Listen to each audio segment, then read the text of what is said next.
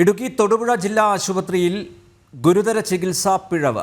ലോഹഭാഗം എടുത്തു മാറ്റാതെ യുവാവിൻ്റെ കാലിലെ മുറിവ് തുന്നിക്കെട്ടി. തൊടുപുഴ ഇടവെട്ടി മുഹമ്മദ് ഹാസിമിനാണ് ഈ ദുരവസ്ഥ ഉണ്ടായത്. ആഴ്ചകളോളം മുറിവിൽ കുടുങ്ങിയ ലോഹഭാഗവുമായി ആശുപത്രി കയറിയിറങ്ങിയിട്ടും ഇത് കണ്ടെത്താനോ ആശുപത്രി അധികൃതർക്ക് കഴിഞ്ഞില്ല.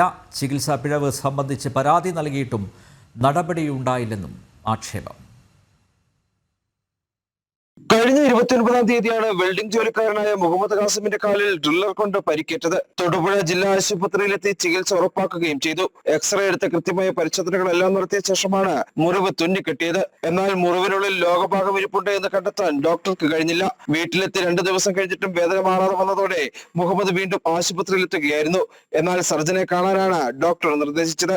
ഈ ഡോക്ടർക്കും സമാന വീഴ്ചയുണ്ടായി. പിന്നീട് മുറിവ് പഴുത്തതോടെ ഇടവെട്ട് പ്രാഥമികാരോഗ്യ കേന്ദ്രത്തിൽ മുഹമ്മദ് ചികിത്സയ്ക്കെത്തുകയായിരുന്നു. പരിശോധനയിൽ മുറിവിനുള്ളിൽ നിന്നും ലോഹഭാഗം കണ്ടെത്തി. പിന്നീട് മുഹമ്മദ് താലൂക്ക് ആശുപത്രിയിലെത്തി പരാതി നൽകിയിട്ടും യാതൊരുവിധ നടപടിയും ഉണ്ടായില്ല.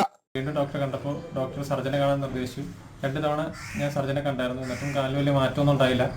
എന്നിട്ട് അടുത്ത് എൻ്റെ വീടിൻ്റെ അടുത്തുള്ള ആരോഗ്യ കേന്ദ്രത്തിൽ കൊണ്ട് കാണിച്ചു. അപ്പോൾ അവർ ഡോക്ടർ ക്ലീൻ ചെയ്യുന്ന ഇടയ്ക്ക് അതിൻ്റെ അകത്തൊരു മെറ്റലിൻ്റെ പീസ് കണ്ടെത്തുകയാണ് ഉണ്ടായത്.